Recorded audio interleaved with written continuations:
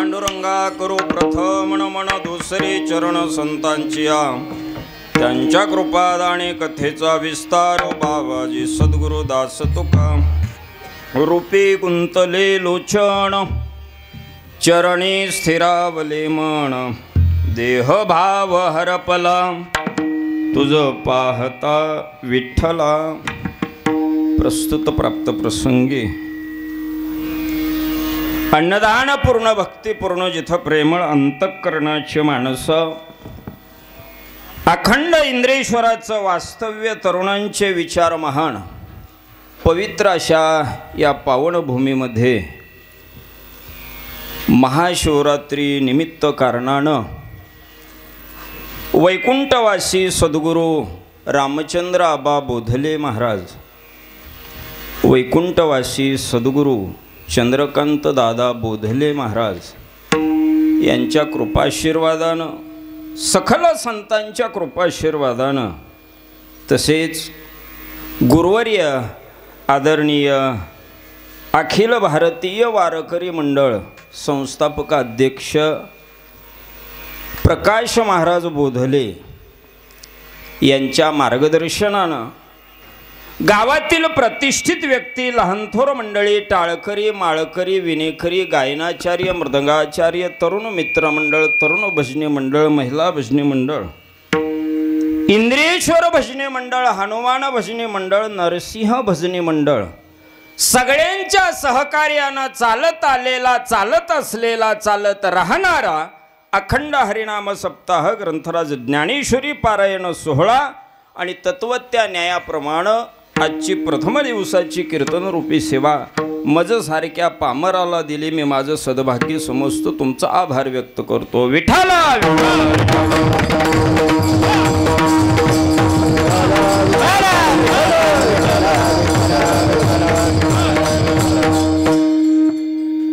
आपल्या या अखंड हरिनाम सप्ताहातला आज पहिला दिवस आहे, प्रारंभ आहे आणि संप्रदायाच्या नियमानुसार आतापर्यंतचं आयुष्य वारकरी संप्रदायासाठी निस्वार्थ अंतःकरणातनं खर्च केलेली काही मंडळी आहेत आणि वारकरी संप्रदाय म्हणजे बंधनातला संप्रदाय, पाळली तर बंधन आहेत, शिस्तीचा संप्रदाय आणि वरिष्ठांनी घालून दिलेली नियमावली किंवा वरिष्ठांनी घातलेली बंधनं, त्या बंधनातलं आजचं कीर्तन असतं। तसं तर कीर्तनकाराला सगळीच कीर्तनं बंधनात करावी लागतात, कीर्तनकाराला बंधनच आहेत, पण त्याच्यातील आजचा दिवस म्हणजे बंधनकारक आहे आणि बंधनातलं कीर्तन आहे आणि मला आवडतं बंधनात सेवा करायला, कारण बंधनातला परमार्थ विठेवरच्या मालकाला मान्य आहे, बंधनातला परमार्थ इंद्रेश्वराला मान्य आहे। बंधनात सांगितलेलं कीर्तन, बंधनात ऐकलेलं कीर्तन, बंधनात केलेलं गायन काम, बंधनात केलेलं वाद्य काम इंद्रेश्वराला मान्य आहे। बंधन सोडून केलेलं वाद्य काम, बंधन सोडून केलेलं कीर्तन, बंधन सोडून ऐकलेलं कीर्तन आणि बंधन सोडून केलेलं गायन काम विठेवरच्या मालकाला मान्य नाही। विठ्ठला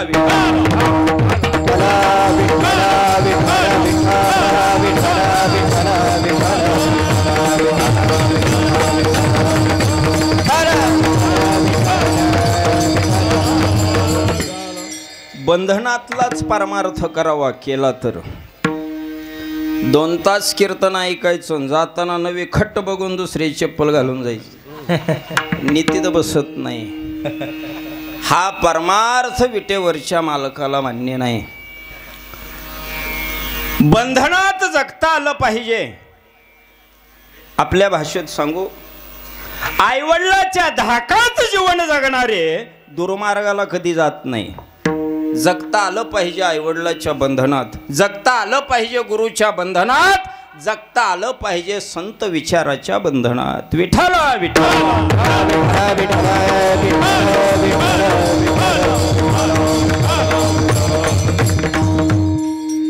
रूपी गुंतले लोचन, किंवा तुम्ही जडले म्हटलं तरी काही वावगं ठरणार नाही। चरणी स्थिरावले मन. मग तुम्ही पायी स्थिरावले मन म्हटलं तरी काही वावगं ठरणार नाही. सेवेकरता निवडलेला अभंग वैराग्याचे मुकुटमणी देहूचे सुप्रसिद्ध साधू संत श्रेष्ठ श्रीमंत श्री जगद्गुरु तुकोबा राय 4 चरणाचा उत्कृष्ट असा कथन करणारा, प्रत्यक्ष विठोईवरच्या मालकाचं दर्शन झाल्याच्या नंतरची जी अवस्था आहे तुकोबारायाची, किंवा प्रत्यक्ष विठेवरच्या मालकाचं दर्शन झाल्याच्या नंतर तुकोबारायांना जसं जसं वाटलं ना तसं तसं या अभंगामध्ये आलेलं आहे. रूपी गुंतले लोचन, ते रूप पाहिल्याच्या नंतर माझे डोळे गुंतून राहिले. चरणी स्थिरावले मन, चरणावरती जे कुठं स्थिर होत नाही ते मन स्थिर झालं. देह भाव हरपला, देहावरचा भाव हरपून गेला. तुझं पाहता विठ्ठला कळून दे सुख दुःख. आता सुखही कळत नाही आणि दुःखही कळत नाही. तहान हरपली भूक, तहान लागत नाही, भूक लागत नाही, लागलेली कळत नाही. आणि म्हणून तुकोबारायाची ही अवस्था झाल्याच्या नंतर विठेवरच्या मालकाला तुकोबाराय म्हणतात. तुका म्हणे नुही परती. आता जी अवस्था, याच अवस्थेमध्ये मला राहू दे पांडुरंगा, तुझे दर्शन मागुते. विठ्ठला विठ्ठला विठ्ठला विठ्ठला विठ्ठला विठ्ठला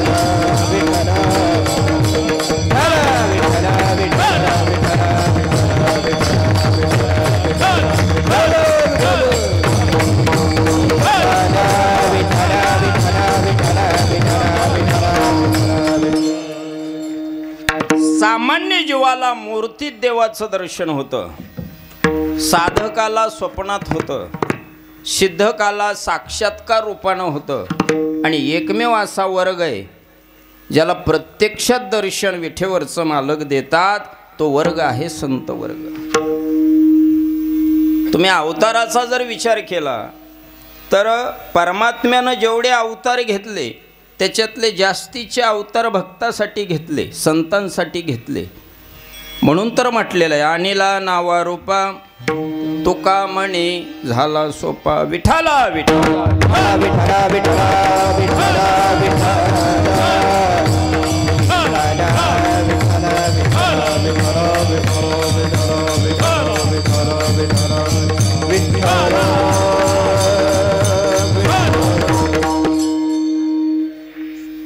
अभंगाचा थोडक्यात भावार्थ आहे.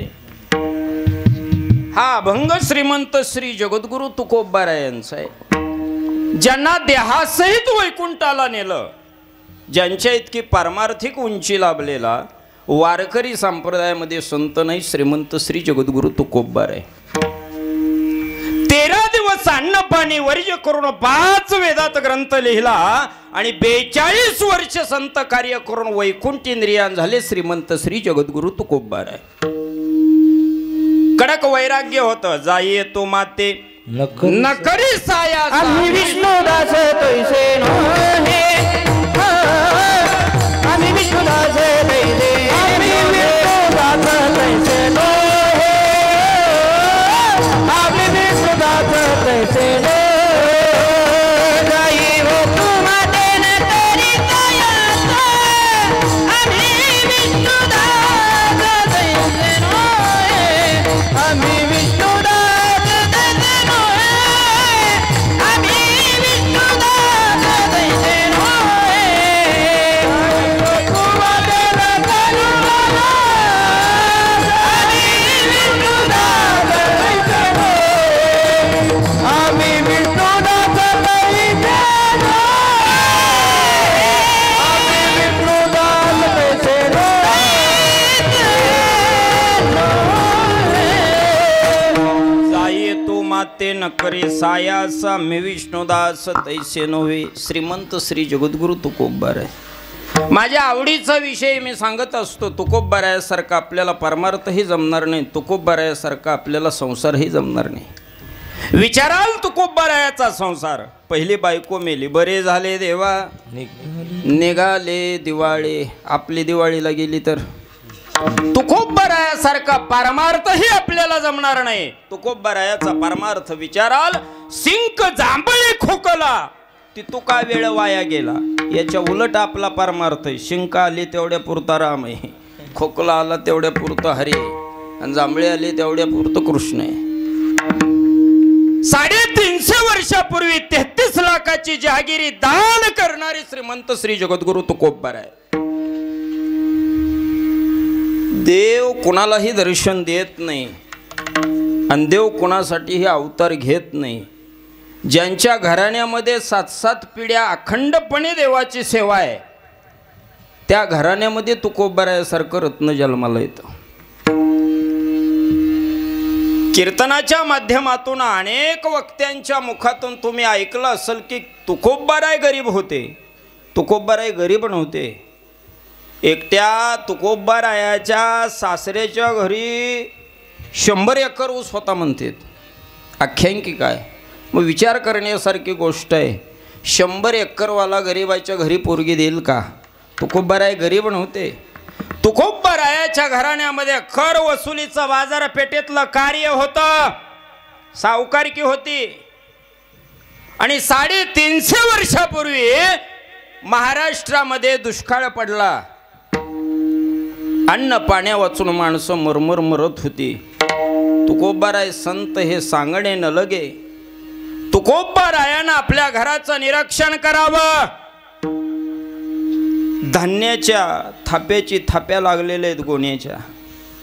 कर्ज खाताच्या थाप्या पाहिल्या. हे कशाच्या वह्या आहेत? वह्या चाळून पाहिल्या. कर्ज खाताच्या वह्या होत्या. आख्यायिकी काय, 12 बैलगाड्या भरतील त्या काळामध्ये इतकी कर्ज खातं होती. 12 बैलगाड्या भरतील इतकी कर्ज खातं होती. कर्ज किती असेल विचार करा, किती कर्ज दिलेलं असेल. 12 बैलगाड्या भरल्या, इंद्रायणीमध्ये नेऊन टाकून दिल्या आणि प्रत्येकाला सांगितलं 1 रुपया आमचा कोणी द्यायची गरज नाही, 1 रुपया आमचा कोणाकडं नाही. मी म्हणल जगातली पहिली कर्जमाफी जर कोणी केली असेल तर ती श्रीमंत श्री जगद्गुरु तुकोबारायाने केली. याच्या पलीकडे जाऊन सांगायचं झालं, सत्ता बळावर नाही केली, स्वबळावर केली. कर्जमाफी हा शब्द जर कुणी अस्तित्वात आणला असेल ना तर तो श्रीमंत श्री जगद्गुरु तुकोबारायाने आणला. विठ्ठला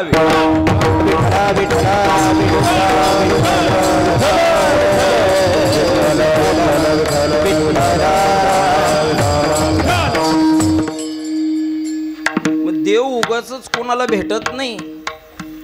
या अभंगामध्ये प्रत्यक्ष विठ्ठलवरच्या मालकाचं दर्शन झाल्याच्या नंतर जसं जसं तुकोबारायांना वाटलं ना तसं तसं या अभंगामध्ये आलेलं आहे. रूपी गुंतले लोचन.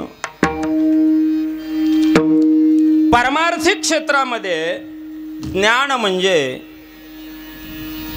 परमात्म्याविषयी असणारं ज्ञान असं संबोधलेलं आहे. कुठलाही धर्म असू द्या, कुठलाही संप्रदाय असू द्या, कुठलाही पंथ असू द्या, तो पंथ, तो संप्रदाय, तो धर्म त्यांनी स्वीकारलेल्या त्या दैवताच्या स्वरूपावर अवलंबून असतो. ज्या भागवत धर्माचा पाया ज्ञानोबारायांनी रचिला, त्या ज्ञानोबारायांनी जे दैवत स्वीकारलेलं आहे ते वारकऱ्यांचं आराध्य दैवत आहे. श्री पांडुरंग, श्री विठ्ठल, श्री हरी. त्या दैवताविषयी शास्त्रकाराचं काय मत आहे, वेदाचं काय मत आहे, उपनिषदा काय म्हणते, भारतीय संस्कृती काय म्हणते, याचा आढावा घेतल्याच्या नंतर त्या दैवताविषयी वारकऱ्यांना ठाऊक असणं गरजेचं आहे. आणि म्हणून की काय, वरिष्ठांनी घालून दिलेली नियमावली की पहिल्या दिवसाची जी सेवा आहे त्या दिवशी एकतर देव सांगा, देवाचं रूप सांगा, नवे नवे तर मग देवाच्या नामाचा महिमा सांगा. विठ्ठला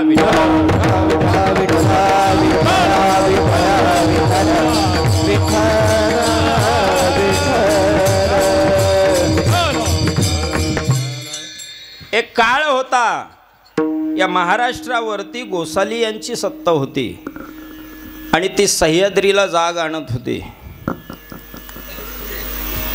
आदिलशाहीचा अंत झाला आणि शिवसत्तेचा प्रारंभ झाला. तो काळ शास्त्रकार सांगतात देव कोणाच्याही घराण्यामध्ये जन्म घेत नाही किंवा देव कोणालाही दर्शन देत नाही. केवळ संत वर्गाला किंवा भक्तांनाच का दर्शन देतो. 7-7, 8-8 पिढ्या त्या घराण्यामध्ये निस्वार्थ अंतःकरणातून विठेवरच्या मालकाची सेवा सुरू आहे. तुकोबारायापासूनच पांडुरंग परमात्म्याची सेवा सुरू आहे असं नाही. तुकोबारायाचे मूळ पुरुष, मुख्य पुरुष विश्वंभर बाबा. विश्वंभर तो विठ्ठलाचा भक्त थोर हे प्रमाण सांगून जातं. मूळ पुरुष विश्वंभर बाबा साताऱ्याच्या परभागामध्ये कृष्णाकाठी असं सांगितलं जातं की कुठल्या तरी धर्माची लोक आपल्या महाराष्ट्रावरती आक्रमण करत होते आणि ही सह्याद्रीला जाग आणत होती. मराठ्यांची लेकरं एकत्र आली, एक फळी तयार झाली. शास्त्रकार सांगतात की त्या सह्याद्रीच्या कडेकपारी एक सिंह गर्जना दुमदुमून गेली. मराठात तुका मेळवावा, महाराष्ट्र धर्म वाढवावा. या युक्तीप्रमाणे मराठ्यांची लेकरं एकत्र झाली, एक तुकडी तयार झाली आणि त्या तुकडीमध्ये, त्या सैन्यामध्ये विश्वंभर बाबांना 2 मुलं होती. एक हरी आणि दुसरं मुकुंदा. ही 2 मुलं त्या सैन्यामध्ये भरती केली. कशासाठी? या महाराष्ट्राच्या रक्षणासाठी, महाराष्ट्राच्या मातीच्या रक्षणासाठी, जरी फेट्यासाठी, भगव्या ध्वजासाठी विश्वंभर बाबांना आपली 2 लेकरं त्या सैन्यामध्ये भरती केली. दर्याखोऱ्यातलं राहणं आहे, श्रापदांचं किंचाळ नाही, रात्र किडे ओरडतायत, एकेरी पायवाट आहे आणि डोंगर दऱ्यातलं राहणं आहे असं सांगितलं जातं.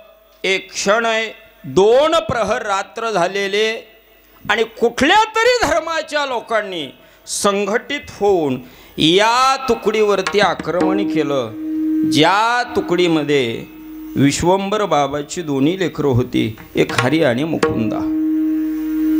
असं सांगितलं जातं की शेवटच्या श्वासापर्यंत हरी आणि मुकुंदा त्या परधर्मीयांबरोबर युद्ध केलं.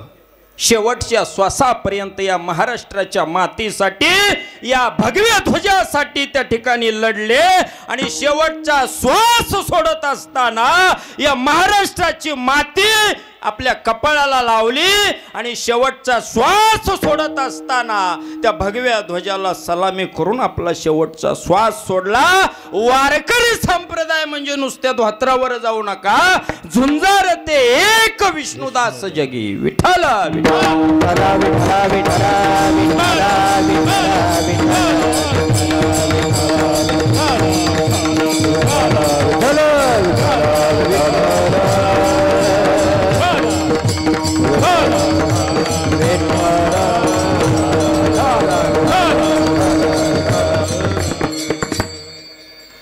परधर्मीयांनी हरिमुकुंदाचा शिरच्छेद केला. दिवाळीचा सण जवळ आलेला होता. विश्वंभर बाबाची धर्मपत्नी नाव होतं अमाई. चरित्रकार सांगतात सकाळी सकाळी विश्वंभर बाबा देवपूजा करतेत. अमाईनं ते पूजेचं ताट घेतलेलं आहे, 2 निरांजन आहेत. तुळशीला प्रदक्षिणा घालत असताना एक विजावं आणि एक त्याच्यातून खाली पडावं आणि संशयाची पाल चुकचुकावी. काय करायचं? एवढी संपत्ती असून सोन्यासारखी 2 लेकरं, एवढा मोठा दिवाळीचा सण आलेला असताना आपल्या जवळ नाही. काय गरज आहे सैन्यात भरती करायची? विश्वंभर बाबाला राग यावा. येतील ना, गेले म्हणजे काय तिकडं कायमचेच गेलेत का? आणि सैनिकानं हरी मुकुंदाची प्रेत घोड्यावर लादली आणि विश्ववर बाबाच्या त्या ठिकाणी वाड्यात आणली. जातील की येतील ना म्हटल्याच्या नंतर त्या क्षणी सैनिकांनी हरिमुकुंदाची प्रेत वाड्यात आणली.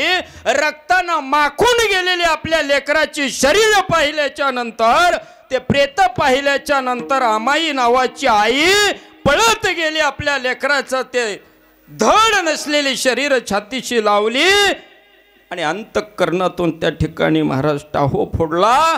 तरी विश्वंभर बाबा म्हणतात, रडू नका माई, मोरियांच्या कुळातली लेकरं फुकट नाही मेले. महाराष्ट्राच्या मातीसाठी, महाराष्ट्राच्या रक्षणासाठी, या भगव्या ध्वजाच्या रक्षणासाठी गेले. इंदापूरच्या कीर्तनात नाव निघल, विठाला विठाला.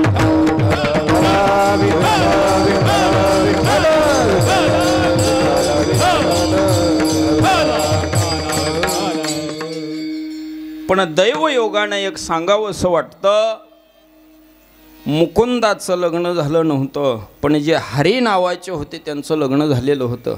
बायकोचं नाव विठाबाई होतं आणि त्यांना एक मुलगा होता, त्यांचं नाव होतं विठोबा. त्या विठोबाचं कालांतराने लग्न झालं, त्यांना झाले. त्यांचं नाव पदाजी, पदाजीचं शंकर, शंकराचा कानैया, कानैयाचे बोलोबा आणि बोलोबाचे थोरले सावजे, मधले तुकोबाराय आणि धाकटे कानोबाराय. ही अशी 7 पिढ्या अखंडपणे विठेवरच्या मालकाची सेवा तुकोबारायाच्या घराण्यामध्ये होती. म्हणून प्रत्यक्ष विठोबारायाचं त्या ठिकाणी दर्शन आहे. आणि विठोबारायाचं दर्शन झाल्याच्या नंतर, परमात्म्याचं दर्शन झाल्याच्या नंतर जी अवस्था आहे ती त्या अभंगामध्ये, त्याचं आपल्याला चिंतन करायचं आहे. विठ्ठला विठ्ठला विठ्ठला विठ्ठला विठ्ठला विठ्ठला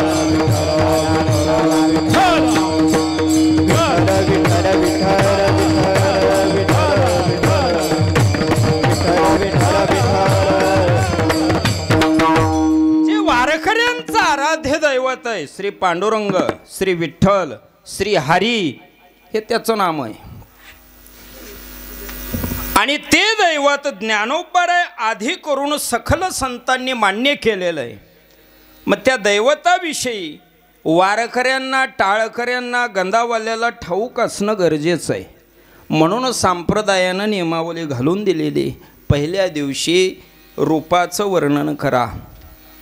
पण त्या परमात्म्याच्या रूपाचं वर्णन करत असताना शास्त्रकार सांगतात, ज्याचं वर्णन करत असताना परावाणी खुंटीत होते, त्याचं वर्णन वैखरी वाणीला करणं शक्य आहे का? परमात्मा निर्गुण आहे, निराकार आहे, अव्यक्त आहे, अनादि आहे. तत्वज्ञानाच्या दृष्टीनं परमात्म्याच्या तत्वस्वरूपाचं वर्णन हे शब्दात करता येत नाही. ज्याचं वर्णन करत असताना वेद सुद्धा थकला, नेती नेती अशा स्वरूपामध्ये मत मांडलेलं आहे. परमात्मा निर्गुण आहे, निराकार आहे, अव्यक्त आहे, हे वेदानं सुद्धा मान्य केलं. आणि वेद स्वरूप त्या ठिकाणी वर्णन करत असताना नेती नेती म्हणून थांबले. आणि वेदामध्ये निसर्गदत्त दैवत वर्णिली. त्याच्यामध्ये विष्णू, चंद्र, सूर्य, वरुण, जल, यम, रुद्र ही निसर्गदत्त दैवत आहेत. त्या ठिकाणी वेदामध्ये सांगितलं, निर्गुण तत्वाची पूजा सामान्याचं काम नाही. परमात्मा निर्गुण आहे, निराकार आहे, अव्यक्त आहे. आणि अशा निर्गुण, निराकार, अव्यक्त परब्रह्माची पूजा सामान्याला करता येत नाही. मग ही निसर्गदत्त जी दैवत आहेत, त्यातल्या कुठल्याही एका देवाची तुम्ही जर पूजा केली तर त्या निर्गुण तत्वाची पूजा केल्या समान आहे, असं वेदात सांगितलं. ऋग्ण वेदामध्ये परमार्थाची चर्चा झाली, परमात्म्याची चर्चा झाली. या सृष्टीचं चलनवलन कुठल्या तरी शक्तीनं चालतं, पण ती शक्ती दाखवता येत नाही.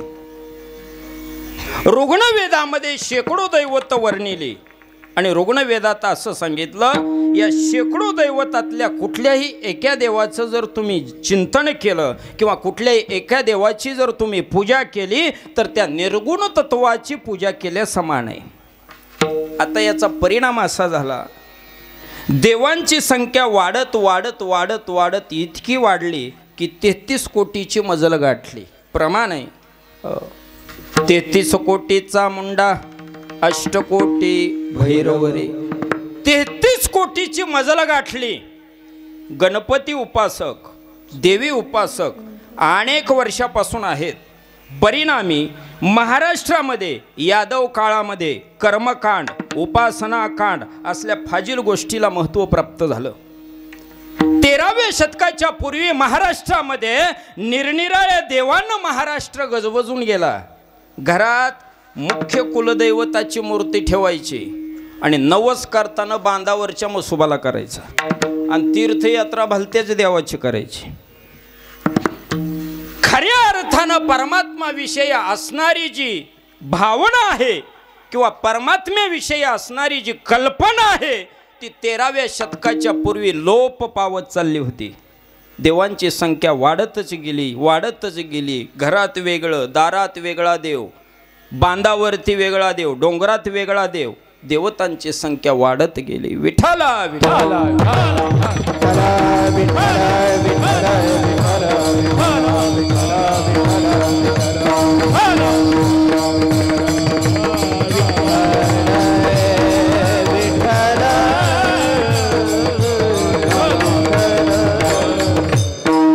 शास्त्र सांगतं, धर्मशास्त्र सांगतं दक्षिणाचार वामनाचार अशा शाखा निर्माण झाल्या होत्या.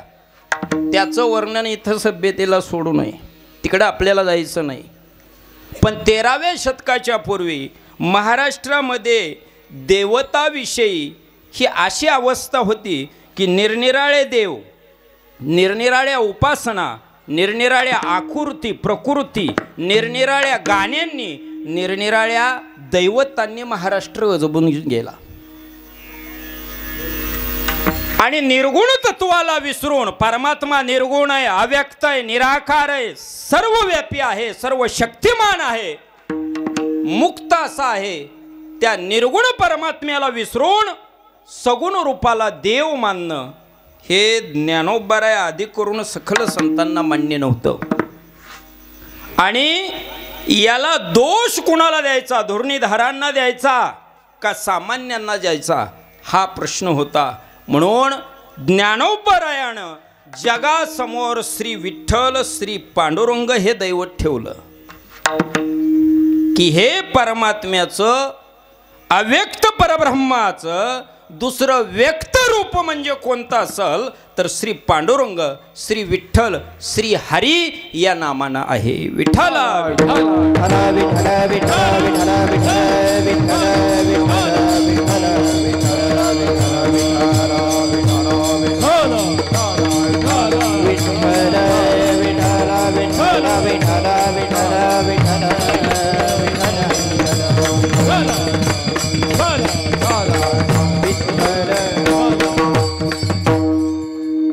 आणि जे दैवत ज्ञानोबरायानं आदी करून सकल संतांनी मान्य केलं ते किती सखोल विचाराचं प्रतिबिंब आहे हे त्याचा आढावा घेतल्याच्या नंतर लक्षात येतं की या दैवताविषयी शास्त्रकाराचं काय मत आहे, वेदाचं काय मत आहे. ऋग्वेदामध्ये याची चर्चा झाली.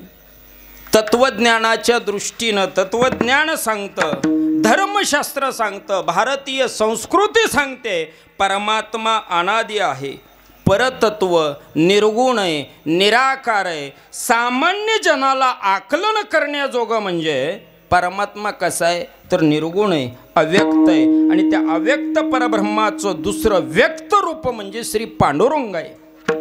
आणि तो परमात्मा जो निर्गुण आहे, निराकार आहे, ज्याच्या सत्तेशिवाय झाडाचं पान हलत नाही, तो परमात्मा आपलं निर्गुण तत्व सोडून सगुण रूपामध्ये प्रकट झाला. कुठं झाला? पंढरपुरामध्ये, ज्याला भूवैकुंठ म्हटलं जातं. सृष्टीच्या उत्पत्तीच्या आधीपासूनचं पंढरपूर आहे. जेव्हा नव्हते चराचर तेव्हा होते पंढरपूर. सृष्टीच्या उत्पत्तीच्या आधीपासूनचं असणारं पंढरपूर त्याला भूवैकुंठ म्हटलं जातं. तिथं भक्त पुंडलिकाच्या भक्तीला मोहून परमात्म्यानं आपलं निर्गुण तत्व सोडलं आणि सगुण रूपामध्ये पुंडलिक रायासमोर प्रकट झाला. विठ्ठला विठ्ठला विठ्ठला विठ्ठला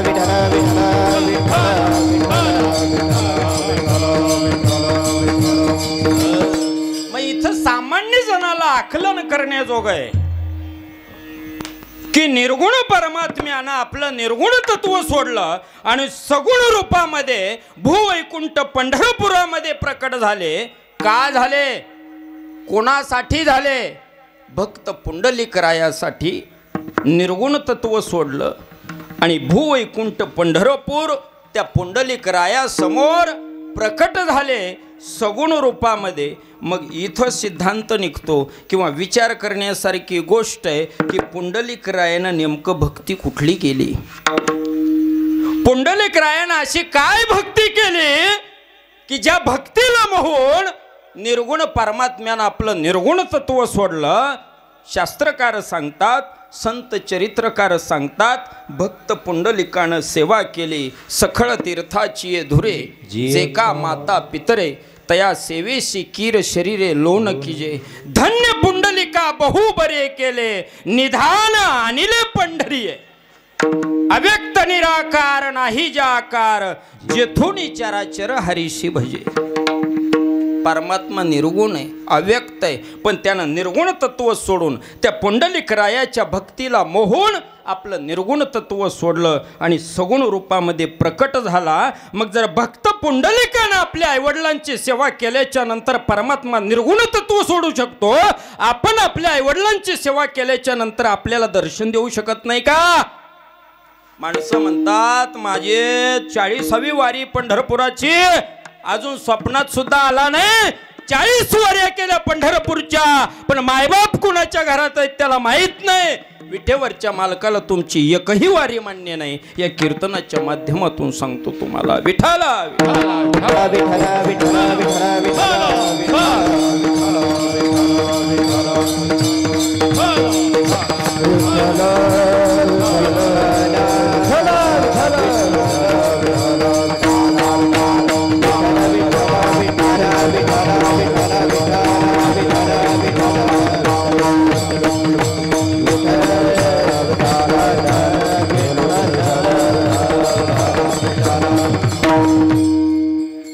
भक्त पुंडलिकाचं चरित्र तुम्हाला सांगायची गरज नाही. तुम्ही ज्ञानी माणसं आहात, अभ्यासू माणसं आहात. अनेक ज्ञानी अभ्यासू वक्त्याच्या पदप्रशानं पावन झालेली ही नगरी आहे. भक्त पुंडलिक म्हणजे चरित्रकार सांगतात हिऱ्याच्या खाणीत कोळसा. लग्न झाल्याच्या नंतर माता पित्याला शब्दही न बोलणारा पुंडलिक. लग्न ही अशी गोष्ट आहे, एकदा का झालं लग्न बायकोतच मग्न, बदलून जातं त्याचं वागणं, मुश्किल होतं त्याच्या आईबापाचं जगणं, तया नाम लग्न आहे. आणि पुंडलिक रायानं तसंच करावं. शास्त्रकार सांगतात, चरित्रकार सांगतात, वाराणसीला काशी तीर्थक्षेत्राला काशी तीर्थयात्रा करण्यासाठी पुंडलिक रायाच्या समोर अनेक मंडळी आपल्या आईवडिलाला घेऊन आपल्या बायकोला घेऊन तीर्थयात्रेला निघाले होते. पण बायकोच्या अधीन असलेल्या पुंडलिकाला माता पित्याला मायबापाला घेऊन चाललेली माणसं दिसत नव्हते, बायकोला घेऊन चाललेली दिसत होती. पुंडलिकराय घरी गेले, सगळी लोक म्हणले बायकोला घेऊन काशी तीर्थयात्रेला चाललेत, आपल्याला जायचंय. माय बापानं ऐकलं आणि आईवडिलांनी त्या ठिकाणी पुंडलिकरायाला विनंती केली. सगळी लोक आपल्या म्हाताऱ्या वृद्ध आईवडिलांना घेऊन काशी तीर्थयात्रेला चाललेत, तो आम्हाला एकुलता एक आहे, आम्हालाही घेऊन चाल. पुंडलिकरायानं विचार केला, नुसतं बायकोला घेऊन जावं तर लोकाचे टोमणे खाण्यापेक्षा आईवडिलाला घेऊन गेलेलं बरं. लोकाचे टोमणे ऐकावे लागतील म्हणून आईवडिलांना घेऊन निघालेला पुंडलिक विठेवरचा मालक नटरंगी आहे. जगाचा मालक परमात्मा नटरंगी, त्याच्या इतकी नाटकं कोणालाच जमणार नाही. तुम्हा आम्ही काय नाटकं करणार आहे? रस्ता दाखवणारा तो आहे आणि रस्ता चुकवणारा सुद्धा तोच आहे. काशी तीर्थयात्रेला निघालेला पुंडलिक चरित्रकार सांगतात माता पितेच्या गळ्याला दोरी आणि बायको खांद्यावर आहे. बरं, पुंडलिक रायाचं काय घेऊन बसला? आपण तर डोक्यावर घेतली ना, पुंडलिक रायानं तरी खांद्यावर घेतली होती. आणि खांद्यावर बायकोला घेतलं. आईवडिलांना चालता येत नाही आपल्या बरोबर, म्हणून आईवडिलांच्या गळ्याला दोरी बांधली. आपण पुढे चालल्याच्या नंतर आपल्या पाठीमागं त्या दोऱ्याची ओढ बसल्याच्या नंतर आपल्या बरोबर चालतील. पण तो देव आहे, रस्ता चुकवणारा तोच आहे, दाखवणारा तोच आहे, करता करविता तो आहे. पुंडलिक राय रस्ता चुकले. बरोबर जे तीर्थयात्रेला निघालेली मंडळी होती ना, ते निघून गेली. पुंडलिक रायाचा रस्ता चुकला आणि शास्त्रकार सांगतात कुरकुट मुनीच्या आश्रमाच्या दिशेनं पुंडलिक राय गेले. कुरकुट मुनीचं त्या ठिकाणी दर्शन झाल्याच्या नंतर, कुरकुट मुनीची भेट झाल्याच्या नंतर पुंडलिकानं आपली खांद्यावरची बायको खाली ठेवावी आणि त्या कुरकुट मुनीला विचारावं, अहो मी काशी तीर्थयात्रेला आईवडिलाला घेऊन निघालो होतो, रस्ता चुकलो. कुरकुट मुनीनं विचार केला, आईबापाला घेऊन चालला म्हणतो आणि बायको खांद्यावर घेऊन चाललाय. कुरकुट मुनी म्हटले, अडचण काय? मी रस्ता चुकलो, माझ्याबरोबर जी मंडळी होती ना ती निघून गेली, माझा रस्ता चुकला, मला काशी तीर्थयात्रेचा रस्ता सांगता का? कुरकुट मुनी म्हणले, काशी तीर्थयात्राचा रस्ता मला ठाऊक नाही आणि मला जायची आवश्यकताही नाही. माझ्या घरात महादेव आणि पार्वती आहेत, मी त्यांची सेवा करतो आणि जगातली सगळी तीर्थ मला त्यांच्या चरणाजवळ दिसतात. मनाला आघात झाला. अरे हा महात्मा सांगतो की मला काशी तीर्थयात्रेला जायची गरज नाही आणि आपण आपल्या माता पितेच्या गळ्याला दोर बांधला आणि बायको खांद्यावर घेतली. मनावरती आघात झाला. रात्र झालेली होती. तिथंच रस्त्याच्या कडाला पुंडलिक रायानं मुक्काम केला. चरित्रकार सांगतात आणि त्या कुरकुट मुनीच्या आश्रमामध्ये, समोरचा आश्रम होतं, अतिशय मलांग अवस्थेतले, मलिन अवस्थेतल्या त्या ठिकाणी काही स्त्रिया आल्या, बायका आल्या आणि त्या आश्रमामध्ये गेल्या आणि काही क्षणात आश्रमातून बाहेर येताना चंद्रासारख्या शीतल होऊन आल्या. पुंडलिक रायाला त्या ठिकाणी कुतूहल वाटलं. जाताना इतक्या घाणेरड्या दिसत होत्या आणि आश्रमातून परत येताना इतक्या शुद्ध पवित्र होऊन कसं आल्या. त्या ठिकाणी जवळ गेला पुंडलिक राय आणि त्या असणाऱ्या त्या स्त्रियांना विचारलं की काही क्षणापुरती तुम्ही आश्रमामध्ये जात असताना अतिशय मलिन अवस्थेमध्ये होतात, आश्रमातून बाहेर येत असताना इतक्या पवित्र झालात. त्यावेळेला पुंडलिक रायाला त्या स्त्रियांना सांगितलं, आम्ही काही साधारण स्त्रिया नाही, आम्ही तीर्थक्षेत्राच्या नद्या आहोत. तुझ्यासारखे पापी आमच्या नदीपात्रामध्ये स्नान करतात आणि आमची ही अवस्था होते आणि या महात्म्याच्या पदपरेशानं आम्ही पवित्र होतो. पुन्हा आघात झाला पुंडलिक रायाच्या मनावरती आणि असला कसला साधू आहे, नेमकं काय करतोय? त्या आश्रमाच्या ठिकाणी पुंडलिक राय गेले. चरित्रकार सांगतात आणि त्या आश्रमामध्ये डोकावून पाहिलं तर कुरकुट मुनी आपल्या माता पितेची सेवा करत होते. त्या क्षणी आपल्या मनावर आघात होऊन पुंडलिक रायानं आपल्या आईवडिलांची सेवा सुरू केली आणि शास्त्रकार सांगतात 28 युग झालं विठेवर त्या ठिकाणी जगाचा मालक आपलं निर्गुण तत्व सोडून त्या पुंडलिक रायाच्या भक्तीला मोहून विठेवरती उभा आहे. विठ्ठला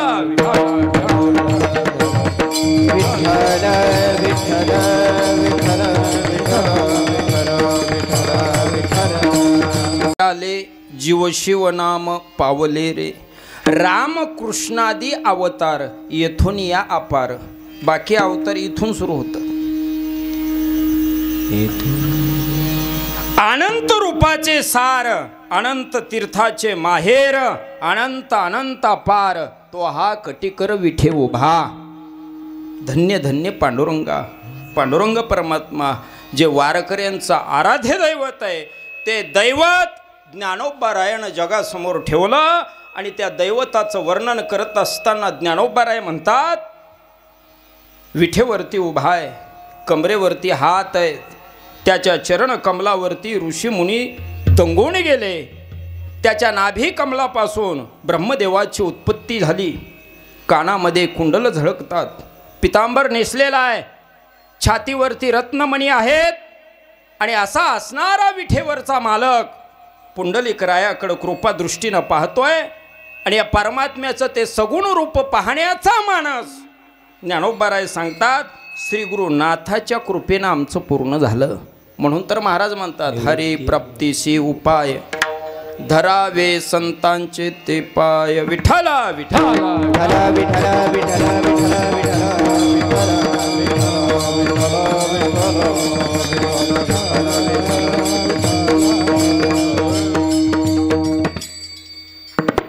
मी अगोदरच सांगितलं, सामान्य जीवाला मूर्तीत देवदर्शन देतो, आपल्याला प्रत्यक्ष नाही. सामान्य जनाला आकलन करण्यासारखी गोष्ट आहे की देवाचं प्रत्यक्ष दर्शन व्हावं असं जर वाटत असेल तर त्याच्यासाठी संत व्हावं लागतं. आणि संत होण्यासाठी चांगलं वागावं लागतं, चांगलं बोलावं लागतं, चांगलं खावं लागतं, चांगलं आचरण ठेवावं लागतं. आणि संत झाल्याच्या नंतर प्रत्यक्ष पांडुरंग परमात्म्याचं दर्शन. आपल्याला शेतात नांगरताना एखादं शिवलिंग सापडावा, देव पावला म्हणायचं, देवानं दर्शन दिलं. एखादी पांडुरंगाची मूर्ती सापडावा, एखाद्या देवी देवताची मूर्ती सापडावा, ते दर्शन आहे आपल्याला. साधकाला स्वप्नात दृष्टांत आहे, स्वप्नात बोलतो देव, दर्शन देतो. सिद्धकाला साक्षात्कार रूपानं दर्शन देतो. आणि एकमेव असा वर्ग आहे संत वर्ग, त्याला प्रत्यक्ष दर्शन आहे. भक्त वर्ग प्रत्यक्ष दर्शन आहे. म्हणून तर शास्त्रकार सांगतात, भक्तापेक्षा वैष्णव श्रेष्ठ आहे व वैष्णवापेक्षा सुद्धा संत श्रेष्ठ आहे. संत कोणाला म्हणायचं? शास्त्रकारांनी व्याख्या केलेली, सणमार्गाने वर्तन करणारे, देवस्वरूप असणारे, विद्या विनय यामध्ये परिपक्व दशा गाठलेले आणि जगत कल्याणाकरता अवतीर्ण झाले त्यांना संत म्हणतात.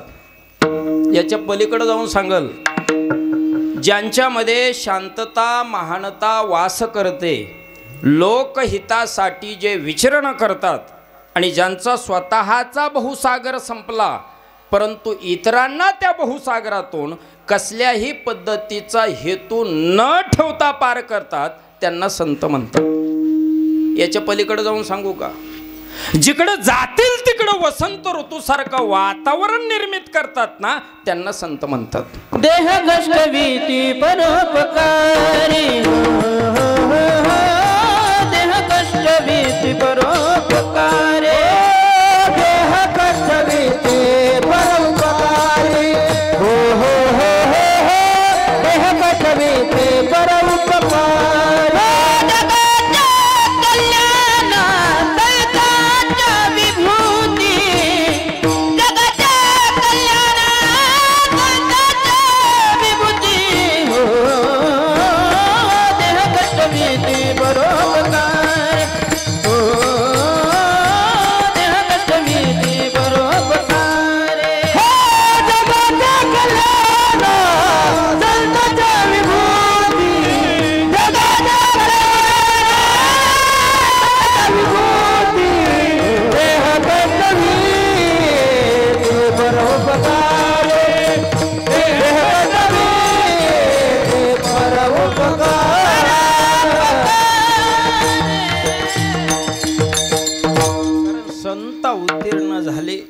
जगाच्या कल्याणाकरता, जगाच्या कल्याणा संतांच्या विभूती, देह कष्टवीती परोपकारे. जगाच्या कल्याणासाठी निघालेले संत आहेत आणि जगाच्या कल्याणासाठी निघालेल्या संतांच्या ठिकाणी त्याग आवश्यक असतो. त्यागाबरोबर जगाचं कल्याण कशात याचं ज्ञान पाहिजे, शास्त्र अवगत पाहिजे, अनुभव पाहिजे. आणि याच्यामध्ये सखल संत परिपूर्ण आहेत. तुकोबारा आहे, परिपूर्ण आहेत. अनुभवाल्यांगा ते या जगा देतसे, येथे उपकारासाठी आले घर जा वैकुंठी. संतांना प्रत्यक्ष दर्शन आहे. का? मी संत विचाराचा पाईक आहे, मी संत विचारावर जीवन जगणारा एक वक्ता आहे, कीर्तनकार नाही. आणि मला कीर्तनकार म्हणूही नका. कारण माझ्या गुरुनं मला सांगितलेलं आहे, मी कीर्तनकार त्या दिवशी होईल ज्या दिवशी तुम्हाला 2 तास सांगतोय त्याच्यातलं 50% मी आचरण कराल ना, त्या दिवशी खऱ्या अर्थानं मी कीर्तनकार होईल. अजून तर मी वक्ताच आहे, बोलता येतोय म्हणून बोलतोय. संतांना प्रत्यक्ष दर्शन आहे. का प्रत्यक्ष दर्शन आहे? संताची चरित्र वाचा, संताची चरित्र ऐका, संताची चरित्र आत्मसात करून घ्या. सत्ता संपत्तीच्या स्पर्धेमध्ये जीवन जगणारी तुम्ही आम्ही माणसं आहे.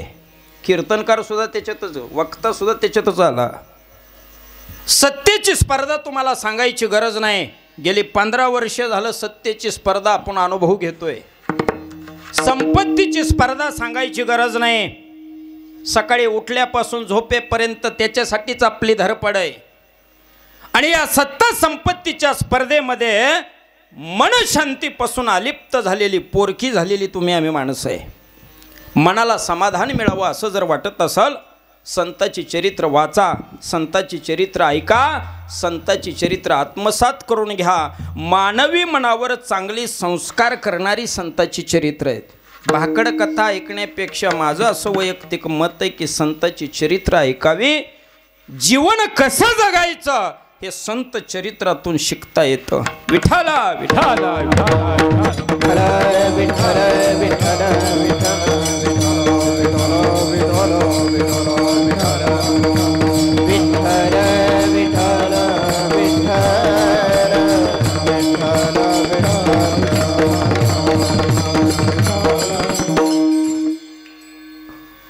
गुजरात म्हणून एक राज्य आहे आणि त्या गुजरातच्या राज्यामध्ये जुनागड नावाचं एक गाव आहे. त्याला चुनांगड सुद्धा म्हणतात. ऐकलं असेल कुठं तुम्ही भक्तचरित्रामध्ये, भागवत कथेमध्ये. आणि संताची चरित्र खरंच ऐकावी. मानवी मनावर चांगले संस्कार करणारी. ना अलीकडच्या काळामध्ये माझं थोडंसं वैयक्तिक मत मांडतो. वैयक्तिक मत मांडण्यासाठी हे व्यासपीठ नाही, पण अलीकडच्या काळामध्ये वक्त्यानं, कीर्तनकारानं कीर्तनातून संताची चरित्र सांगावी. मानवी मनावर चांगले संस्कार करणारी चरित्र आहेत. संताचे नुसते चमत्कार आठवणी ठेवू नका. त्याच्या पाठीमागडचा त्याग, सहन केलेलं कष्ट, त्याचं त्या ठिकाणी आत्मचिंतन करा.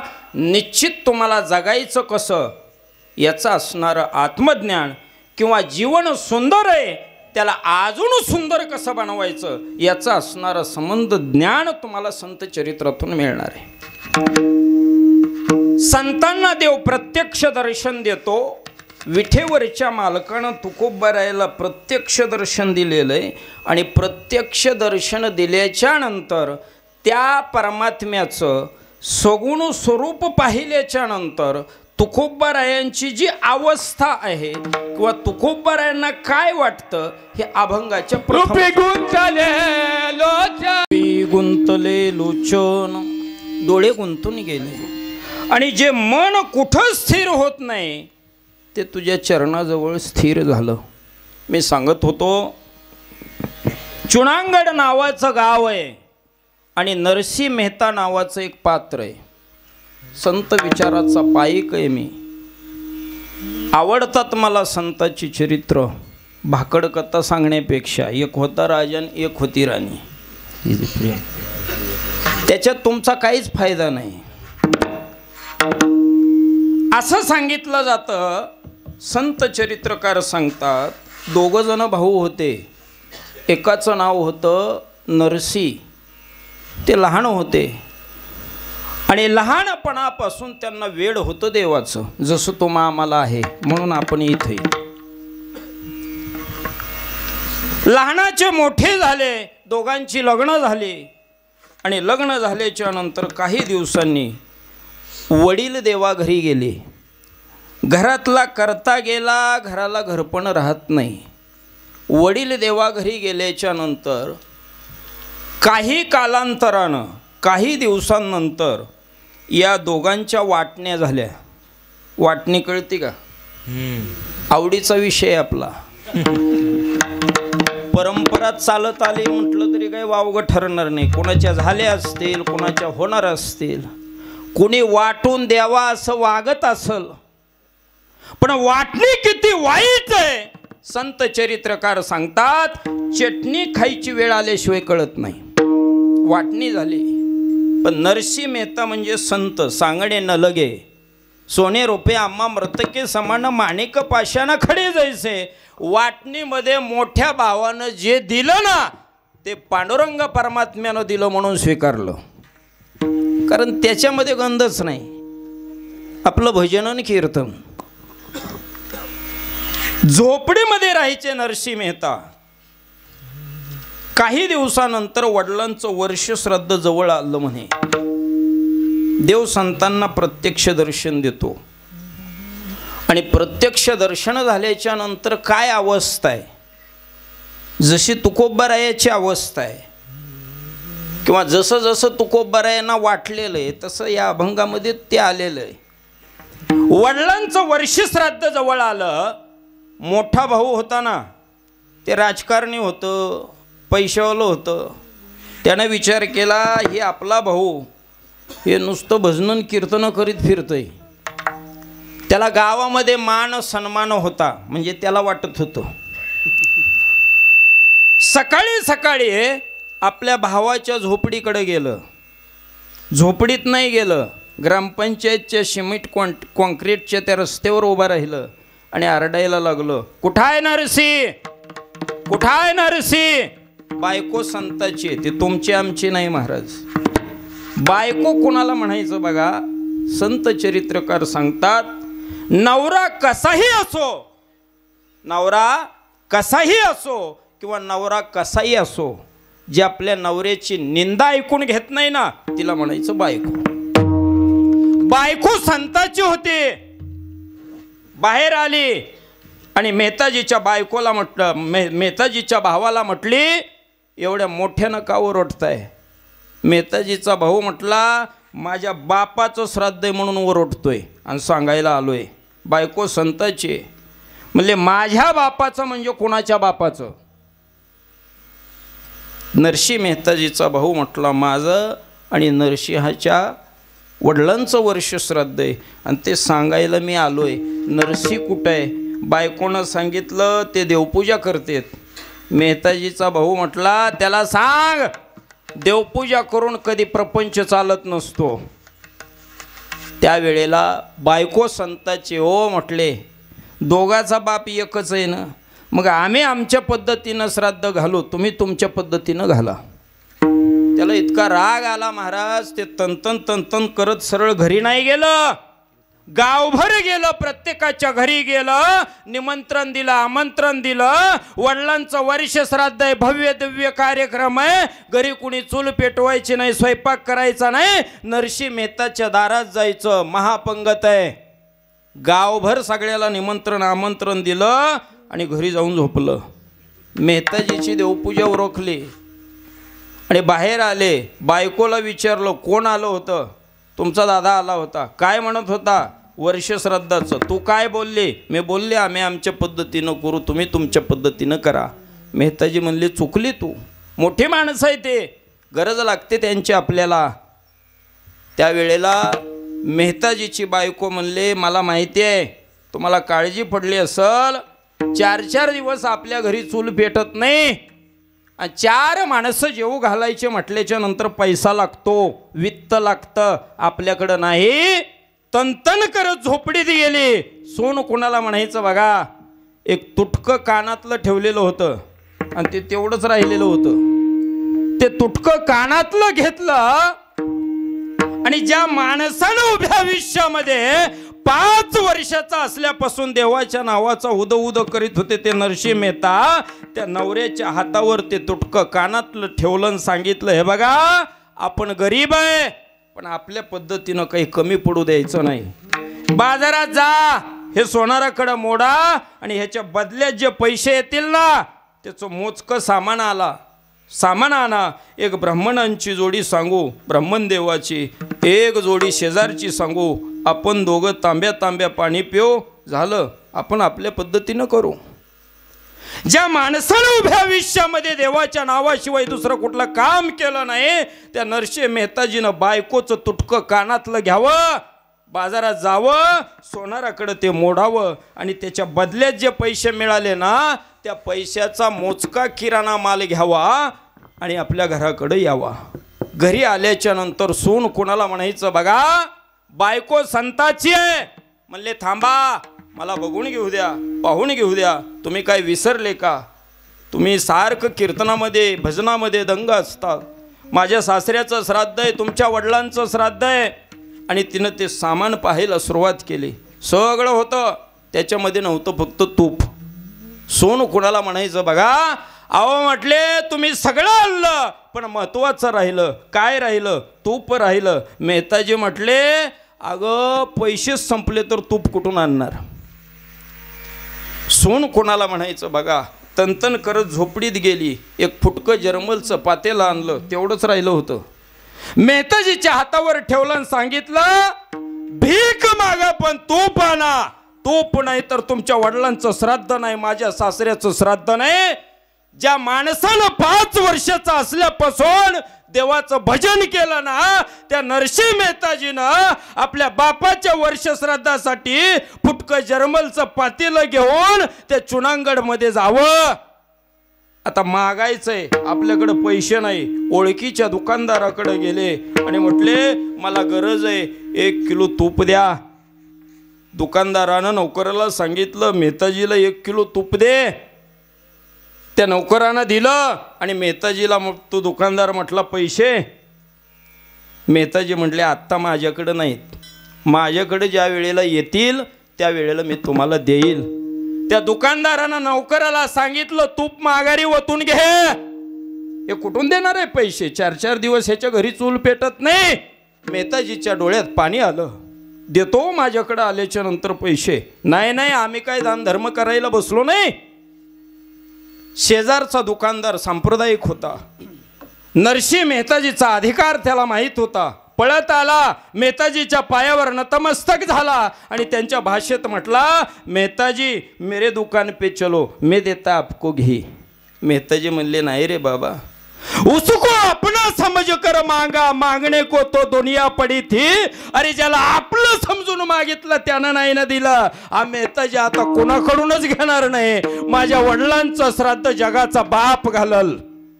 मेहताजी त्या दुकानदारानं विचार केला, हे नरसिंह मेहता म्हणजे संत आहे, हे असं नाही घेणार. त्या दुकानदारानं मेहताजीचं दर्शन घेतलं आणि मेहताजीला म्हटला, चला ना मी देतो तुम्हाला, नका देऊ पैसे. मेहताजी म्हटले, नाही रे बाबा, मी विसरून गेलो होतो. तुझ्याकडं मागण्याचा अधिकार मला तेव्हा आहे जेव्हा माझ्याकडं तुला देण्यासाठी काहीतरी असायला पाहिजे. या क्षणी माझ्याकडं तुला देण्यासाठी काही नसल्या कारणामुळं तुझ्याकडून घेण्याचा मला अधिकार नाही. त्यावेळेला तो दुकानदार म्हणला, मेहताजी असं करा, माझ्या दुकानासमोर तुम्ही कीर्तन करा आणि त्या कीर्तनाच्या बदल्यात मी तुम्हाला तूप देतो. मेहताजी म्हणले, असं म्हणतो का? मग अगोदर कीर्तनानंतर तूप दिलं. पातेलं फेकून केलं कीर्तन सुरू. कीर्तन सुरू झालं. 11 वाजले. नवऱ्याचा पत्ता नाही, तुपाचा पत्ता नाही. कधी स्वयंपाक करायचा, कधी लोक जेवू घालायचे. ज्या देवघरामध्ये मेहताजी पूजा करत होते ना, त्या देवघरासमोर नरसिंह मेहताजीची बायको गेली आणि त्या देवासमोर डोकं आपटून घेतलं. अरे 5 वर्षाचा असल्यापासून माझा नवरा तुझ्या नावाचा उद उद करतो, आज बापाच्या वर्ष श्राद्धासाठी गावभर भीक मागतो. म्हणतात ना, न सांगता तुला कळो येते अंतःकरण. आमचं अंतःकरण तुला कळत नाही कर. जर माझ्या नवऱ्याला जर तूप नाही मिळालं आणि माझ्या सासऱ्याचं जर श्राद्ध यथासांग नाही झालं तर उद्या तुला पाण्यात बुडवल्याशिवाय राहणार नाही. एका संताच्या बायकोची प्रतिज्ञा आहे. देव सुद्धा घाबरला. देव घाबरला. देव ताकद पाहिजे. देव घाबरला आणि देवानं विचार केला, आता जावं लागतंय. कोणीतरी आलं. संत चरित्रकार सांगतात, गरुड वाहन आले. देवाने विचारलं, कुठं चालला? चाललो चुनांगडला. कशाला? नरसिंह मेहतेच्या वडिलांचं वर्ष श्राद्ध घालायला. देवानं विचार केला, ही एकटं गेलं तरी श्राद्ध घालून येतंय. मग देवानं सुद्धा पगडी बांधली. चलो चुनांगड, देव आला देव. चुनांगड मध्ये जुनागड मध्ये देव आला. देवानं विचार केला इथपर्यंत ठीक आहे, पण नरसी मेहताजीच्या वडिलांचं वर्ष श्राद्ध घालायचं म्हटल्याच्या नंतर तो नटरंगे नरसी मेहताजीचं रूप घेतलं. हातात फुटकं जर्मलचं पातेलं घेतलं, त्याच्यामध्ये पावशेर तूप घेतलं आणि मेहताजीच्या झोपडी समोर गेलं. झोपडीचा दरवाजा वाजवला. बायकोनं दरवाजा उघडला. आहे देव. दिसतंय कोण? नरसी मेहता. वीज कडाडल्यासारखी कडाडली मेहताजीची बायको. काय पद्धत आहे का? 11 वाजले कधी कीर्तन बंद करायचं, कधी स्वयंपाक करायचा, कधी माणसं जीव घालायची. देवाच्या डोळ्यात पाणी आलं. खरंच उशीर झाला म्हट. पण तो नटरंगी महाराज करता करवीत आहे. त्याच्या सत्तेशिवाय झाडाचं पान हलत नाही. देवानं मेहताजीच्या बायकोच्या हाताला धरावं आणि बाहेर आणावं आणि त्या झोपडीच्या शेजारचा 5 एकर मंडप दाखवावा. हे काम करण्यात उशीर झाला ग म्हटले. मेहताजीच्या बायकोनं 5 एकरचा मंडप बघितला आणि बायको विचार करायला लागली, ह्या बाबांना आत्तापर्यंत साधी 100ची साडी घेतली नाही, 5 एकरचा मंडप द्यायला पैसे कुठून आणले? तो म्हणले आता वेळ नाही, स्वयंपाक करायचा आहे. ती स्वयंपाक करण्यासाठी गेली. अख्खं गाव मंडपात येऊन बसलं. लोक नुसती मंडपाकडे बघायची. येडं दिसत होतं. 5 एकरचा मंडप कुठून दिला? देवानं विचार केला इथपर्यंत ठीक आहे, पण आता पूजा करायची म्हटल्याच्या नंतर ब्राह्मणदेवाला सांगावं लागल, पूजापाठ करावी लागल. देवबाप्पाच्या घरी गेले. देवबाप्पा बसलेले होते. देवबाप्पाच्या घरी गेल्याच्या नंतर आहे देव. दिसतोय कोण? नरसी मेहता. देवबाप्पाने विचार केला ही फाटका आपल्याकडे कशाला आलं बुवा. ते देवबाप्पा समोर गेला देव. आणि देवबाप्पाला म्हणतात, बाप्पा चला ना आमच्या घरी, वडिलांचं श्राद्ध आहे, पूजा करायची. देवबाप्पा म्हटले मला सवड नाही. आता ते नरसी मेहता असते तर परत आले असते. तो देव आहे. म्हणले असं कसं काय म्हणता तुम्ही सवड नाही? तुम्ही तर निवांत बसले. म्हणले मी सांगितलं ना, तू काय माझा मालक आहे का? मला सवड नाही. मग तो देव आहे, मला कागदावर लिहून दे म्हटले. देवबाप्पाने राग कागद घेतला, पेन घेतला आणि लिहिलं मी येऊ शकत नाही. आणि देवाच्या अंगावर कागद फेकून दिला. हो म्हणले घराच्या बाहेरून दरवाजा लावला. त्या दिवशीपासून संत चरित्रकार सांगतात त्या देवबाप्पाचे नशिबाचे दरवाजे बंद झाले. रस्त्यानं चालत असताना एक येडं चाललं होतं. येडं आडनावाचं नाही, खरंच येडं होतं. येड्याच्या पाठीवरती थाप टाकली आणि सांगितलं चल पूजा करायची वर्ष श्राद्धाची. येड्यानं मंत्र म्हणावी. देव आहे तो, येडं मंत्र म्हणायला लागलं. त्यानं पूजा केली. गाव मंडपात बसलं. पंगत बसली. जेवायला वाढलं. संत चरित्रकार सांगतात त्या पंक्तीचं वर्णन माझ्यासारख्या पामरानं काय करावं. माणसाला बसायला सोन्याचं पाट होतं म्हणे. चांदीची गलासं होती, सोन्याचे चमचे होते, चांदीची ताटं होती. खायचं सोडून दिलं. लोक मंडपाकडून वाटे काटवटी. आहे देव पण दिसतो नरसी मेहता. हात जोडून नम्रपणे जगाचा मालक मंडपात बसलेल्या जेवायला बसलेल्या सगळ्या श्रोते मंडळीला विनंती करतात, पोटभर जेवा, मनसोक्त जेवा, हळूहळू जेवा. कोणाच्या घशाखाली घसा जातो, नरड्याखाली घास जातो महाराज. शेवटी कसे बसे 2-4 घास लोकांनी खाल्ले. आणि आहे देव पण दिसतो नरसी मेहता. हात जोडले सगळ्यांना. बाबांनो एक विनंती आहे. जो ज्या पाटावर जेवायला बसला, जो ज्या ताटात जेवला, जो ज्या गलासानं पाणी पेलानं आपापले घेऊन जा रे बाबांनो. जे भांडणं लागले म्हणता हे माझी वाटीन, हे माझा चमचन, हे मधली चमचे. लोकांना त्या मंडपातली माती भरून नेली. नरसी मेहता अधिकारी आहे. त्याच्या मंडपातली मातीचं सुद्धा सोनं होईल. ओरिजिनल नरसी मेहतांचं कीर्तन संपलं. आपलं बी आता संपणार आहे. आणि त्या कीर्तनाच्या बदल्यात पावशेर तूप घेतलं त्या फुटक्या जर्मलच्या पातेल्यामध्ये आणि आपल्या झोपडीकडं निघाले. तो अंतर्यामी जगाचा मालक त्यानं ओळखलं. ओरिजिनल यायला लागलंय, डबल रोल होतं.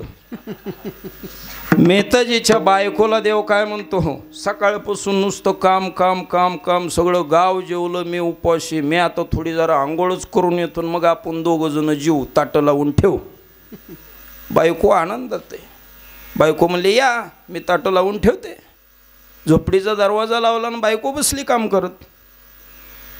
हे ओरिजिनल नरसिंह मेहता कीर्तनाच्या बदल्यातलं पावशेर तुपी घेतलं आणि आपल्या झोपडीजवळ आले आणि झोपडीच्या बाजूला 5 एकरचा मंडप बघून म्हटले आपण रस्ता चुकलो. म्हणले ही आपली गल्ली नाही. 5 एकरचा मंडप देणारा आपल्या गल्लीत माणूसच नाही. पुन्हा परत आले, रस्ता नाही चुकला, गल्ली आपलीच आहे, दिला असेल कुणी मंडप. झोपडीजवळ गेले, झोपडीचा दरवाजा वाजवला, बायकोनं दरवाजा उघडला. आता कोण दिसतंय, नरसिंह मेहता. हातात फुटकं जर्मलचं पातेलं. बायको म्हटले आता काय मस्करी लावली का आपल्या गरिबीची आठवण म्हणून ती फुटकं जर्मलचं पातेलं घेऊन आले. मेहताजी म्हणले नेमकं काय झालं मला सांग. हे 5 एकरचा मंडप काय. त्यावेळेला सगळी हकीकत बायकोनं सांगितल्याच्या नंतर नरसिंह मेहता 2 पाऊल मागं सरकले. बायकोच्या पायावर नतमस्तक झाले. अगं उभ्या आयुष्यात साधना केली मी, भाग्यवान आहेस तो तुला भेटून गेला. बायकोच्या डोळ्यात पाणी आलं. देव होता का. मग म्हणले नरसिंह मेहता होता का. कुठं गेला. आंघोळ करायला म्हणून गेलो. म्हटले देवाला मी शिव्या दिल्या. कुठं गेला. या दिशेनं गेला. ज्या दिशेनं सांगितलं त्या दिशेनं नरसिंह मेहताजी गेले. गावाच्या बाहेर गेल्याच्या नंतर सरोवर आहे, कोणी दिसत नाही. आकाशाकडं पाहिलं. का घेतो संतान करता देव अवतार, का देतो दर्शन फक्त संतांना. आकाशाकडं पाहिलं आणि त्यांच्या भाषेत म्हणतात हरी आलताना माझ्या घरी. अख्खं ब्रह्मांड जेवलं माझ्या दारी, पण जोपर्यंत तू जेवत नाही आणि जोपर्यंत तू दर्शन देत नाही तोपर्यंत नरसिंह मेहताच्या बापाचं वर्ष श्राद्ध यथासांग होत नाही. आता येतो का डोकं आपटून इथं प्राण देऊ. डोकं आपटणार. डोक्याखाली हात. देवाच्या हाताला धरलं. ब्रह्म विष्णू महेश महादेव पार्वती सगळ्या देवांना घेतलं आणि घरी आणून पंगत बसवली देवाची. संताचा अधिकार किती मोठा आहे बघा. देव जेवायला बसले, देवाची पंगत जेवायला बसली, वहाड झाली आणि देव विचारतात मेहताजीला तुम्ही बसा आता, सकाळपासून जेवलेलं नाही. मेहताजी म्हटले हरी कुछ पल के लिए रुक जा. त्यांच्या भाषेत. देव म्हणले अजून काय तुझी इच्छा उरली बाबा. सकल संतांची प्रार्थना असती, अट्टहास असतो. जायाचे शरीर जाईल क्षणात, कहा गोपीनाथ पावेची ना. हे शरीर जाणार आहे, देव भेटत नाही, याच्यासाठी अट्टहास असतो. आणि तुला मी भेटलो, तुझ्या घरी जेवायलो, माझ्या पंक्तीत बस म्हणतोय, तू थांब म्हणतोय, काय काय राहिलं काय. त्यावेळेला मेहताजी म्हणतात हरी अख्खं ब्रह्मांड जेवलं माझ्या दारी. संत कुणाला म्हणायचं बघा. अख्खं गाव जेवलं या मंडपामध्ये. आता देवाची पंगत बसली पण माझा भाऊ अजून या धर्म मंडपामध्ये जेवायला बसला नाही. देवानं डोक्याला हात लावला आणि देव त्यांच्या भाषेत मेहताजीच्या भाषेत बोलतात मेहताजी उसने तो तेरे को गाली दी. त्यानं तुला शिव्या दिल्या आणि तो अट्टहास करतो की त्याला देवाच्या पंक्ती जेवायला बसवायचं आमच्या पंक्तीत. त्यावेळेला मेहताजी काय म्हणतात पता है मालिक गाली तो उसने दी लेकिन गाली देने की बुद्धी देने वाला कौन है. माहिती आहे देवा शिव्या त्यानं दिल्या, पण ज्यानं शिव्या दिल्या त्याच्याबरोबर भांडू का ज्यानं शिव्या देण्याची बुद्धी दिली त्याच्याबरोबर भांडू. देवानं डोक्याचा हात काढला. म्हणले मेहताजी जा तुझ्या भावाला घेऊन ये. भावाच्या घरी गेले. भावाच्या हाताला धरलं. मोठा भाऊ बारकेच्या पायावर नतमस्तक व्हायला लागला. संताची ताकद बघा. मेहताजीनं भावाला उठवलं. माणूस चुकीचा पुतळा असतो. पंक्तीत आणून जेवायला बसवलं. देवानं पुन्हा विचारलं, मेहताजी हा अट्टहास कशासाठी? त्यावेळेला मेहताजी म्हणतात, खरं सांगू हरी, अख्खं गाव जेवलं या मंडपामध्ये. आता देवाची पंगत बसली माझ्या घरात, पण तुझ्या पंक्तीत जर मी जेवायला बसलो तर गावात माझा मान सन्मान वाढतंय आणि माझ्या भावाची किंमत कमी होते. माझा भाऊ जर तुझ्या पंक्तीमध्ये जेवला तर माझ्या भावाची किंमत गावात वाढते. माझ्या किंमतीचं मला घेणं देणं नाही. विठाला विठाला झालं. आणि जेवण झाल्याच्या नंतर जगाच्या मालकानं नरसिंह मेहताजीला त्या ठिकाणी दर्शन घ्यायला लावलं. त्यावेळेला नरसिंह मेहताजीची काय अवस्था आहे? रूपी गुंतले लोचन, चरणी स्थिरावले मन. माझं मन तुझ्या चरणाजवळ स्थिर झालं. तुकोबार आहे म्हणतात, देहभाव हरपला तुझ पाहता. देहभाव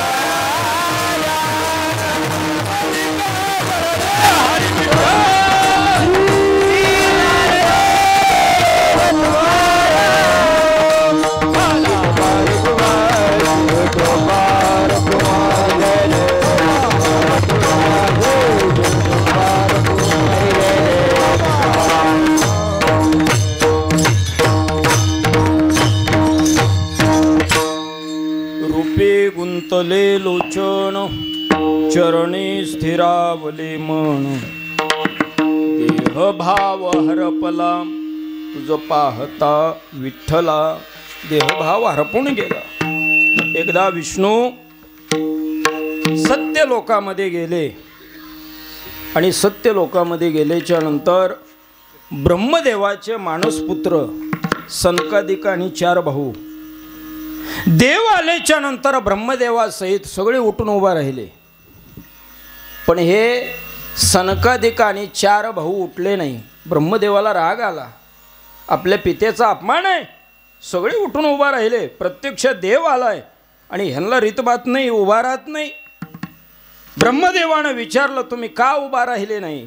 त्यावेळेला सनकादिक आणि 4 भावांनी दिलेलं उत्तर आहे. शास्त्रकार सांगतात, तद त्या देवाचं परमात्म्याचं रूप पाहिल्याच्या नंतर आमची अशी अवस्था झाली, आम्ही बसलोय का उभा राहिलोय. देहभाव हरपला तुझ पाहता विठ्ठला. एक कथा आलेली, 5 मिनिट घेतो. श्रीराम प्रभूनं सागरावरती सेतू बांधण्याचं कार्य सुरू होतं, काम सुरू होतं. रामनामाने दगड तरंगत होते. जास्त विस्तार आपल्याला करायचं नाही. सेतू तयार झाला आणि पण सेतू चिंचोळा झाला, म्हणजे अरुंद झाला. जांबुवंत श्रीराम प्रभूंकडे आले आणि श्रीराम प्रभूला म्हणतात, प्रभू सेतू तयार झाला पण चिंचोळा झाला, अरुंद झाला आणि वानर सेनाला घाई झालेली, काय करायचं आता. देवानं सांगितलं, मी करतो काय करायचं ते.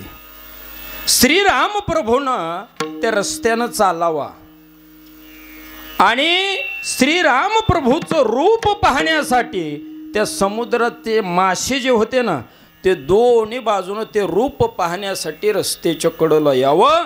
4 पदरी रस्ता तयार व्हावा. जांबुवंत पुन्हा देवाकडे गेले. देवा, 4 पदरी रस्ता झाला खरा, पण हे मासे सुद्धा चंचल आणि वानर शेदा सुद्धा चंचल. त्यावेळेला श्रीराम प्रभूनं सांगितलं जांबुवंताला, तू घाबरू नको, माझं रूप पाहण्यासाठी आलेले हे मासे तटस्थ राहतील, ह्याच्यावरून वानर सेना गेली तरी ते जागचे हलणार नाहीत. हा रूपाचा महिमा आहे आणि म्हणून तुकोबाराय म्हणतात की देहभाव हरपला तुझ पाहता विठ्ठला. आता सुखही कळत नाही, दुःखही कळत नाही. सुखासाठी आपली धडपड असते. मज लागे दुःख व्हावे ऐसे भावे न कोणी जीवे, न वांछिता दुःख पावे येणे न संभवे स्वतंत्रता. किंवा महाराज सांगतात, दुःखाद उद्विजते जंतू सुखम सर्वाय रुच्यते. सुख प्रत्येकाला सुखच पाहिजे, दुःख कोणालाच नको आहे. कीर्तनकार सुद्धा म्हणणार नाही की मला सुख नको, दुःख पाहिजे. प्रत्येकाला सुख पाहिजे. मिळतं का? ल्यावे खावे बरे असावे सदैव, हेच करी हवं संसारी. मिळत नाही. का मिळत नाही? सर्व सुखाची आशा जन्म गेला, क्षण एक मुक्ती यज्ञ नाही केला, हिंडता दिशाशी न पावला माया वेष्टीला. प्राण माझा जीव माझा माझे सोहित नेनती कोणी. मिळत नाही. का? सुखाचा मार्ग चुकलेला आहे. सुख म्हणजे देव आहे आणि देव म्हणजे सुख आहे. मग प्रत्यक्ष देवाचं दर्शन झाल्याच्या नंतर कसलं आलंय सुख आणि कसलं आलंय दुःख. म्हणून तुकोबाराय म्हणतात, कळून कर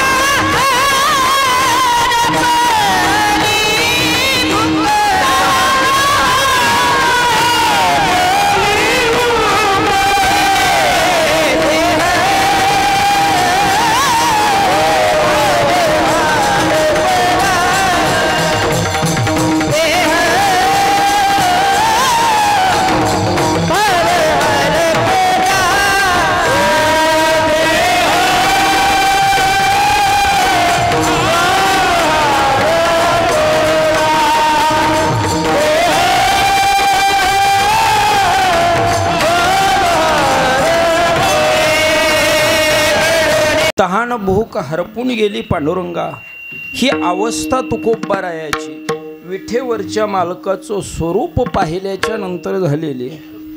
आणि आपण सुखासाठी धडपड करतोय आणि तुकोबाराय म्हणतात सुखही कळत नाही दुःखही कळत नाही. कारण सुख म्हणजे देव आहे आणि देव म्हणजे सुख आहे. आणि देव भेटल्याच्या नंतर कुठल्या सुखाची अपेक्षा राहणार आहे. विषय सुख शास्त्रकार सांगतात नेहमी घटत जातं. पहिल्या वर्षी नवरा बायकोमध्ये जो आकर्षितपणा आहे तो दुसऱ्या वर्षी राहत नाही, तिसऱ्या वर्षी तर काहीच राहत नाही. कबीरजी रस्त्यानं चालले होते आणि एका नवीन लग्न झालेल्या नवरा बायकोची भांडणं सुरू होती. कबीरजी जवळ गेले आणि विचारलं कशासाठी भांडताय, सुखानं संसार करावा. त्यावेळेला ती बायको म्हटली काय सांगायचं तुम्हाला, तुम्ही करायला पाहिजे लग्न म्हणजे तुम्हाला कळल. हे लग्नाच्या अगोदर चंद्रमुखी म्हणत होतं, आता लग्न झाल्यावर सूर्यमुखी म्हणतंय. ते नवरोबा म्हटला काय सांगायचं महाराज, हे लग्नाच्या अगोदरचं काय सांगावं तुम्हाला. ही प्रेमनाथ म्हणत होती, आता अनाथ झाल्यासारखं वाटतंय. विषय सुख नेहमी घटत जातं. प्रेम सुख किंवा ब्रह्मसुख घटतही नाही वाढतही नाही. आणि सुखाचा तिसरा प्रकार आहे प्रेमसुख. नारद महर्षी म्हणतात प्रतिक्षण वर्धमान, म्हणजे उत्तरोत्तर ते वाढत जातं. जसं आपल्या नाम सप्ताहाचा जो आनंद आहे तो उत्तरोत्तर वाढत चाललेला आहे आणि हा असाच वाढत जाणार आहे. तुकोबाराय म्हणतात तुझं रूप पाहिल्याच्या नंतर मला सुखही कळत नाही दुःखही कळत नाही. तुका म्हणे नो हे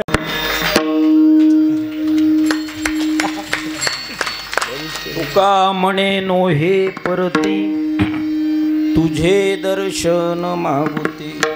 आत्ता ज्या अवस्थेमध्ये मी आहे त्याच अवस्थेमध्ये मला राहू दे. तुझे दर्शन मागुते, तुझं दर्शन मला मिळू दे. पावलोपावली असा अभंगाचा थोडक्यात भावार्थ असाच असल ठामपणे सांगू शकत नाही. किंवा एखादं चरण सोडवलंय राहिलेली 2-4 चरणं बघू कधी संधी आली असंही म्हणणार नाही. कारण मुळात कुठलाच कीर्तनकार अभंगातला एक शब्द बी सोडवित नाही. अभंग त्या कीर्तनकाराला सोडवत असतो. अखंड हरिनाम सप्ताहातली ही पहिल्या दिवसाची कीर्तनरूपी सेवा तुम्ही मला संधी दिली. संयोजक मंडळी, नियोजक मंडळी, आजच्या कीर्तनाचे जे काही यजमान असतील गोरख महाराज कोरे आणि शंकर महाराज जाधव, तुम्हा सर्व गावकऱ्यांचा आभार व्यक्त करतो.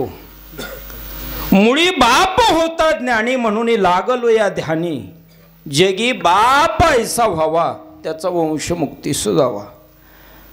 झालेल्या सेवेमध्ये तुमच्या मनाला लागण्यासारखं काही बोललो असेल तुम्ही माय मेली करू नका माझा राग धरू.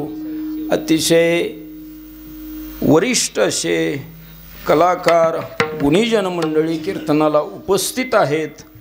योगेश महाराज पांचाळ, पांडुरंग परमात्म्याची तुमच्यावर कृपा आहे. मी सांगत असतो परमार्थ करत असताना आपण जो परमार्थ करतोय तो विठेवरच्या मालकाला मान्य आहे का याचा कधीतरी अनुभव घेऊन बघा. अनुभव घ्या. कीर्तनामध्ये 2 तास जर आपला आवाज आहे तसा चालत असेल तर समजायचं इंद्रेश्वराला कीर्तन मान्य, माझा चलत नाही. ऐका ऐका, परमार्थिक क्षेत्रामध्ये परमार्थ करत असताना जर या नाम सप्ताहामध्ये टाळ घेऊन 2 तास उभा राहता येत असेल तर समजून जा इंद्रेश्वराला आपला परमार्थ मान्य आहे. आणि ही विठेवरच्या मालकाची कृपा असल्याची पोच पावती आहे की शेवटच्या चालीपर्यंत म्हणा किंवा कीर्तन संपेपर्यंत जे काही असणारं तुमचं जे वातावरण आहे ते आहे तसं शेवटपर्यंत टिकून राहिलं, विठेवरच्या मालकाची तुमच्यावर कृपा आहे. आणि परमार्थिक क्षेत्रामध्ये परमार्थ करत असताना सांगून जाईल या कीर्तनाच्या माध्यमातून, या धर्म मंडपामध्ये जर तुम्हाला पंक्तीत हातात पाटी घेऊन वाढण्याची जर बुद्धी मनात येत असेल, समजून जा विठेवरच्या मालकाची तुमच्यावर कृपा आहे. सेवा महत्वाची आहे. आणि या कीर्तनाच्या माध्यमातून जाता जाता सांगून जाईल तुम्हाला, एक संकल्प करा. भव्य दिव्य हा अखंड हरिनाम सप्ताह आहे. एक संकल्प करा की या 8 दिवसाच्या नामसप्ताहामध्ये मी माझ्या प्रत्येक घरातल्या सदस्याला किमान 5 मिनिट विना घ्यायला लावल. तुमच्या गावातलं वातावरण बदलल्याशिवाय राहणार नाही. अनुभूती घेऊन बघा.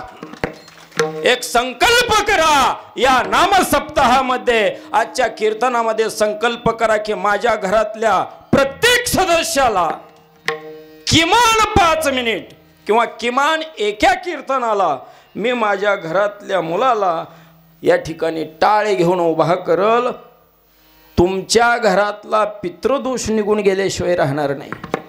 एक संकल्प करा या 8 दिवसाच्या नामसप्ताहामध्ये पंक्तीचे प्रसाद रूपानं मला खायला मिळेल ना, तेच खाईल 8 दिवस. बाहेरचं खाणार नाही, घरचं सुद्धा खाणार नाही. तुमच्या घरातलं वातावरण बदलल्याशिवाय राहणार नाही. बघा अनुभूती घेऊन. एवढं जरी तुम्ही माझं ऐकलं तरी माझं कीर्तन सार्थक झालं असं मी मानल. झालेल्या सेवेमध्ये तुमच्या मनाविरुद्ध मनाला लागण्यासारखं